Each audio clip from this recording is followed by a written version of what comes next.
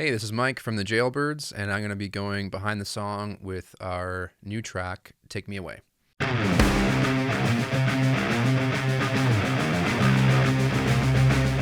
This one is this is a great song. First of all, I mean it's one of those drop C ones, but it's not quite fuzzy like some of our other lower tuning songs or whatever. But it has such a the first thing I'll say about this track is I love how the riff in the beginning never happens again. That's really cool to me, and I love songs that do that. It sort of just naturally happened that way. But this track is actually, I don't know, probably 10 or more years old. I remember having a demo of this song when I was in college, and that was like 2013 or 14 or something like that. So it's very old. It just stuck around, and we couldn't find a place for it. And lyrics-wise, I rewrote this song a million times, and just like couldn't find something that really worked with it, with the vibe of it and everything. And instrumentation wise too, this one was, at the time, Jailbirds wasn't even a band, and we hadn't even created it yet. And we were jamming in our buddy's basement, Evan's basement. He was our drummer, and he's also an amazing keyboard player too. And I think he sort of wrote the chords for the verse, or part of it at least, maybe all of it too, I'm not sure. But he had all these weird chords on his thing, and he was doing it on his keyboard setup there, and we were like, that's really cool, and transposed it to guitar, and chords I had never heard of before. And it just turned into this really proggy sort of, like, it's a mix of almost like a mix of Black Sabbath and, like, I don't want to say Rush, but maybe Yes, it's got that kind of vibe to it, with that kind of stop syncopated on the offbeat sort of verse thing it does. And then the pre-chorus and chorus to me is just super alter bridge, and that's really what inspired me for those kind of soaring vocal parts. Love Miles Kennedy, of course. Who doesn't love that guy? He's he's a huge inspiration on me.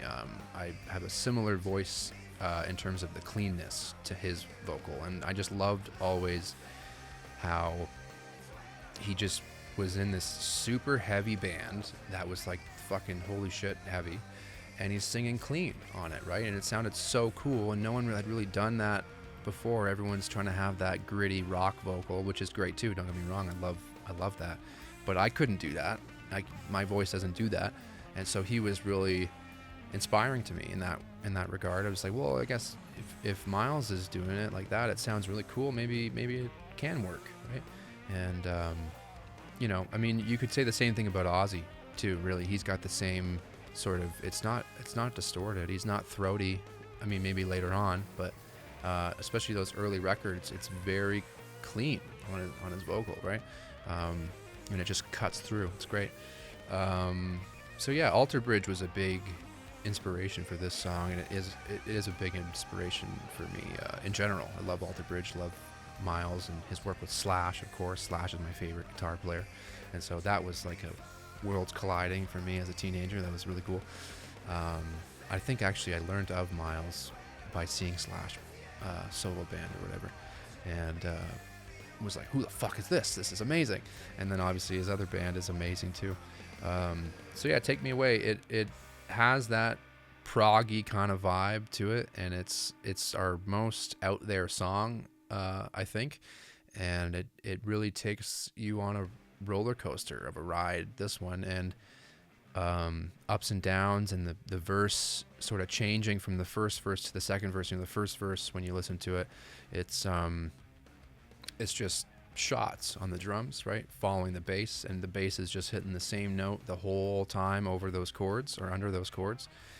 And then the second verse, we change it up a little bit. There's a drum beat now, and then the bass is actually changing root notes as well, and it creates a really cool dynamic, I think, on this one. And it's fun to play, it's fun to perform, and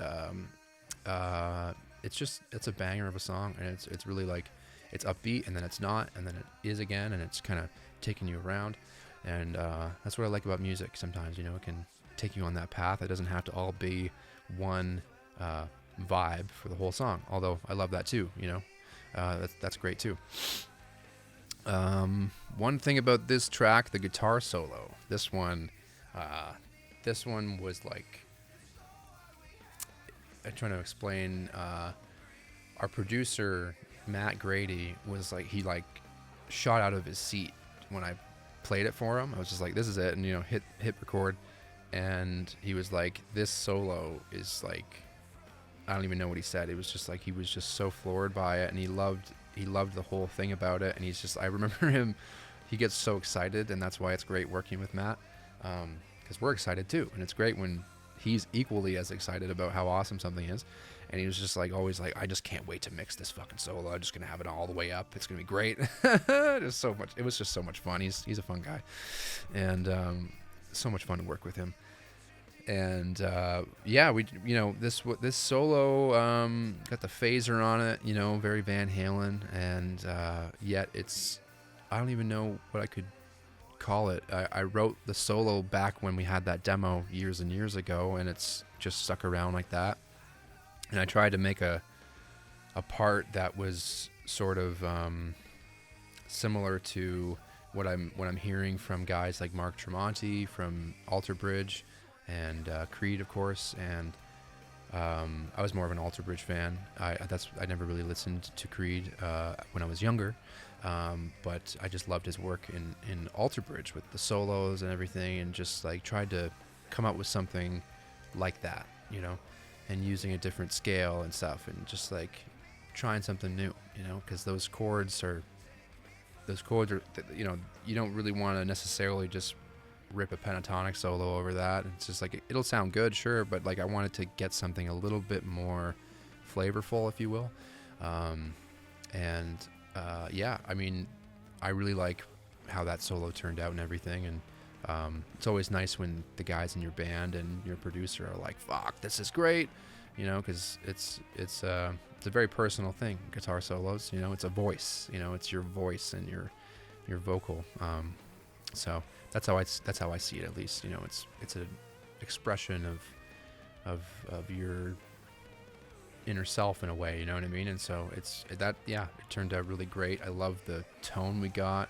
Same sort of amps as we've used for this whole session, which, you know, my Morris amp and that Marshall 800 combo that Matt has, and the Bassman, and the last one was that Diesel Einstein amp that we rented, and it turned out so sick, and love the tones on everything, you know. I can't say enough good stuff about this track. It just turned out so cool, and it's great how we had this song so long ago, and it's funny how you know, we have a demo of it, and you have this certain idea of the song in your head, and then when you actually go to track it, sometimes it can be like shocking or something, and you're just like, oh, this isn't what I'm used to, right? But it just holds up so well, and everybody on this production just absolutely nailed it. It was just perfect. Yeah, lyrics wise, this one, like I said, it took me a long time to write this song. I rewrote it, like, I don't even know how many times I've deleted lyrics on this one, but it's really about, it's the gist of it is like kind of feeling, what's the best way to put this? It's love and loss without being cliche, you know what I mean? Like, it's just like, it's about losing someone, and you're just like kind of trying to navigate that and figure out how to be yourself again and stuff, right? And anybody who's experienced death or anything like that can probably relate with this, but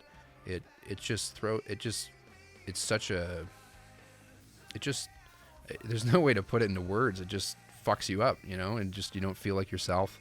And that's what this song is about. You know, it's about not finding yourself yet, but it's like, it's asking the question, this song, you know. It's how do I get there? And like, you know, listen to the lyrics and you'll probably see that. But it's like, you know, personally I felt just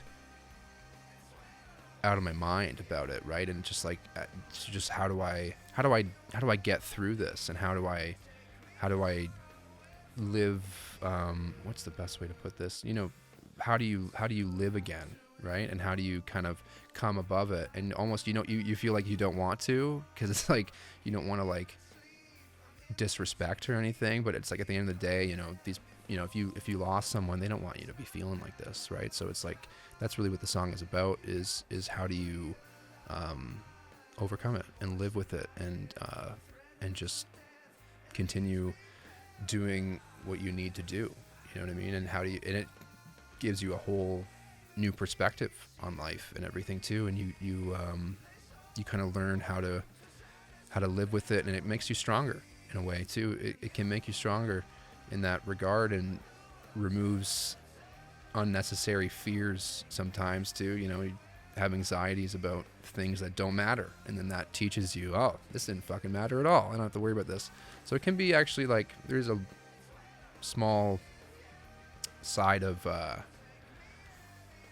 what's it, like a bright side to it, if you could see it like that. But that's what this song is about. It's about finding that space and finding how to get through all that stuff, and once I settled on that topic for the song, it just it clicked, and it just sort of wrote itself after that. And it was like, okay, I had the chorus for a while. I think I had the chorus for maybe a year or something like this, and maybe 2-3 years, or maybe even more. But then I couldn't find the verses and pre-chorus and stuff. I just couldn't find anything that worked really well. And like I said, through all those inspirations, Alter Bridge and all these, Sabbath and all these different bands or whatever, and lyrics and subject matters, that's where all this sort of came from, is all those places. So it's really exciting actually to have this song out finally, because like I said, it's been eons since we wrote it. The instrumentation, I mean. But it's cool. I'm excited to see what people think about this track, because this one's probably the most personal song I've ever put on paper, and released or whatever. And it seemed to be resonating with people so far. So it's really nice to see that. But really, it was just a way to let that out, and that's what music is for me, is an outlet a lot of the time. It can really let you get those feelings out in a way, not just with guitar, but with lyrics, and even with drums and stuff too. I tend to write the drum parts sometimes as well, and it's just such a great way to express yourself, even if you feel like you can't play or whatever. Just playing by yourself in your bedroom. I remember sitting as a teenager in my room, and just whenever you have these feelings or whatever, you put on a guitar and it doesn't matter anymore. You know what I mean? You're just powerful, and you can like control this. It's control, you're in control of this instrument, creating a sound, and it's the coolest thing ever, really. That's why I do it. And excited to have this one out finally, and to have it in the world, and to play it live. I think we played it live for the first time probably June or July of 2024, because we released it as a single around that time in July of 2024, and so we started playing it live, and it's cool. It adds like a cool moment in our set list where, like I said, we don't really have another song that's like that, where it's kind of progressive or whatever, and it's added a really cool dynamic, and it's inspired other songs that are coming, and it's a cool direction we took, and again, excited that it's out, and you can listen to it right now. Take Me Away on Spotify, Apple Music, Amazon, whatever you want, it's there, and stream it now and watch the music video. Deeper than before.